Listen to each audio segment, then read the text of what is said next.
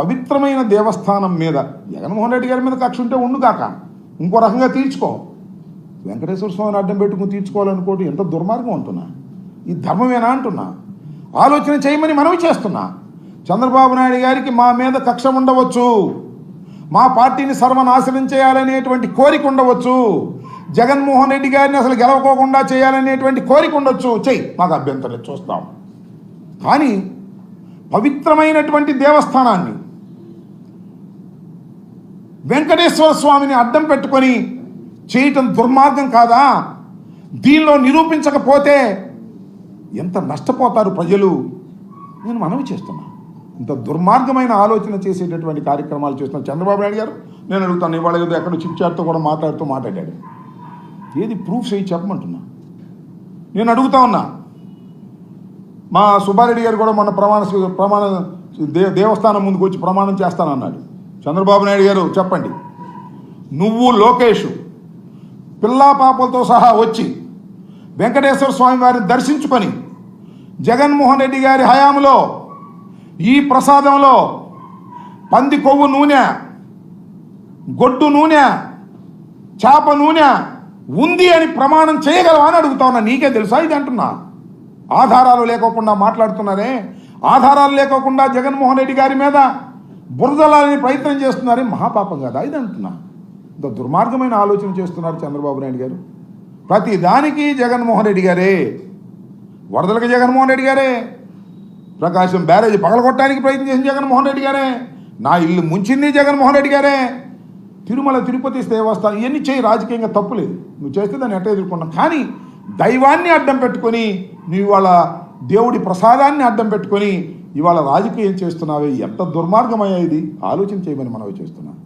విఘ్నులైనటువంటి తెలుగు ప్రజలను అడుగుతా ఉన్నా. జగన్మోహన్ రెడ్డి గారి మీద కోపం ఉంటే ఉండుగాక, రాజకీయంగా తీర్చుకోండి. ఇలాంటి దుర్మార్గమైనటువంటి ఆరోపణలు చేసి, ఆధారాలు లేని ఆరోపణలు చేసి జగన్మోహన్ రెడ్డి గారి మీద కక్ష తీర్చుకోవాలనుకుంటే చాలా దుర్మార్గం. అదేదో స్వామి చెప్తారు కదా, కంటిలో నలుసు తీయాలంటే పెనుగుడ్డు పెరికేయాలని. కంటూ నలుసు ఉంటే తీసేయి. జగన్మోహన్ రెడ్డి గారి మీద ఏమైనా కోపం ఉంటే వేరేగా తీర్చుకో, చాలా రాజకీయ ఆరోపణలు చేసుకో. కానీ ఇలాంటి దుర్మార్గమైన ఆరోపణలు చేసి జగన్మోహన్ రెడ్డి గారినో వైఎస్ఆర్ కాంగ్రెస్ పార్టీనో భ్రష్టు పట్టిద్దాం అనుకుంటే అది నువ్వే భ్రష్టు పడతావు. ఇవాళ నేను మనవి చేస్తున్నా. లడ్డూలాగా దొరికాడు చంద్రబాబు నాయుడు గారు భగవంతుడి చేతిలో. అబద్ధాలాడి లడ్డూలాగా దొరికాడు వెంకటేశ్వర స్వామి చేతిలో.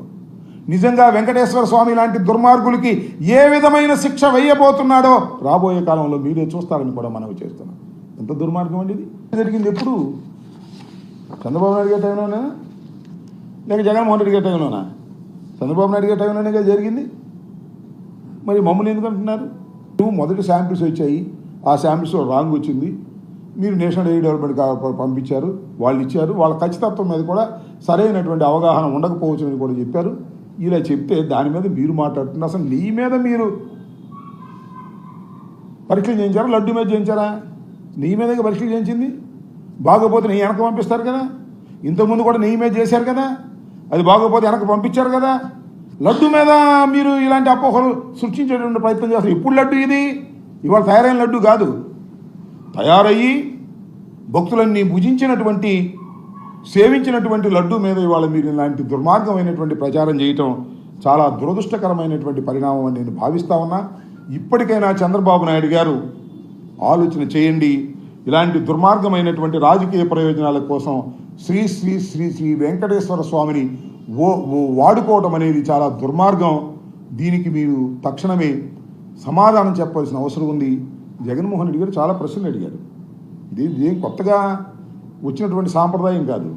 ఏది, ఈ ట్యాంకులు వస్తే దానిలో 3 శాంపిల్స్ తీసుకోవటం, పరీక్ష చేయటం, ఆ 3 శాంపిల్స్ పాస్ అయితేనే పంపించటం, పాస్ కాకపోతే మళ్ళీ పైకి పంపించడం, అంతా ఎప్పటి నుంచో జరుగుతున్నటువంటి ప్రాక్టీస్. తిరుమల తిరుపతి దేవస్థానం మీకన్నా నాకన్నా పుట్టక ముందు నుంచి ఉన్నటువంటిది. చాలా ప్రాక్టీసెస్ ఉన్నాయి, వాటిని డెవలప్ చేస్తున్నారు. అలాంటి శ్రీ వెంకటేశ్వర స్వామిని అడ్డం పెట్టుకుని జగన్మోహన్ రెడ్డి గారి మీద కక్ష తీసుకోవాలని ప్రయత్నం చేయటం మహాపాపం. దానికి చంద్రబాబు నాయుడు గారు ప్రతిఫలం అనుభవించక తప్పదు అని ఈ సందర్భంగా నేను మనవి చేస్తున్నాను.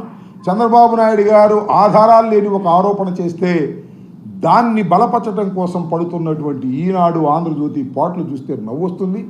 నేను మనవి చేస్తున్నాను టీటీడీకి సంబంధించినటువంటి ఉద్యోగుల్ని, ముఖ్యంగా జేఈఓ గారిని, అలాగే ఈఓ గారిని, మీరు కూడా ఆలోచన చేయండి. చంద్రబాబు నాయుడు గారిని సపోర్ట్ చేయడం కోసం దయచేసి దేవుడి సన్నిధిలో ఉండి కొద్దిగా అటు ఇటుగా మాట్లాడకండి, ఉన్నది ఉన్నట్టుగా మాట్లాడండి. ఇంతకుముందు 23వ తారీఖున వచ్చినటువంటి రిపోర్ట్ సందర్భంగా శ్యామలరావు గారు ఇలాగే ప్రెస్ మీట్ పెట్టి చెప్పినటువంటి విషయం రికార్డ్ అయి ఉంది. దానిలో ఏమన్నారు, జంతువు కొవ్వు అని అనలేదు, వనస్పతి ఆయిల్స్ కలిశాయని డౌట్ని వ్యక్తం చేశారు.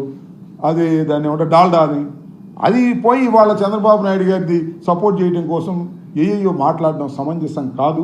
దైవ సన్నిధిలో ఉండేది గమనించాలని ఈ సందర్భంగా నేను చెప్పదలుచుకున్నాను.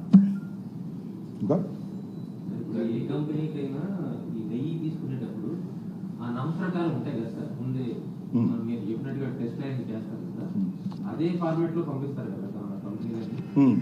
మళ్ళీ కొత్తగా ఈ వివాదం ఎందుకు వచ్చిందంటారు? ఈ వివాదం ఎందుకు వచ్చిందో మీరు చంద్రబాబుని అడగాలి. ఇప్పుడు జనరల్గా ఒక ట్యాంకర్ వస్తుంది, నాకు తెలిసినంత వరకు, నేనేమి టీటీడీలో నాకు ఎక్స్పీరియన్స్ లేదు, విన్న దాని మీద నేను తెలుసుకున్న దాని మీద ట్యాంకర్ వస్తే ఆ ట్యాంకర్ పంపించేవాడు కూడా నేను కాంట్రాక్ట్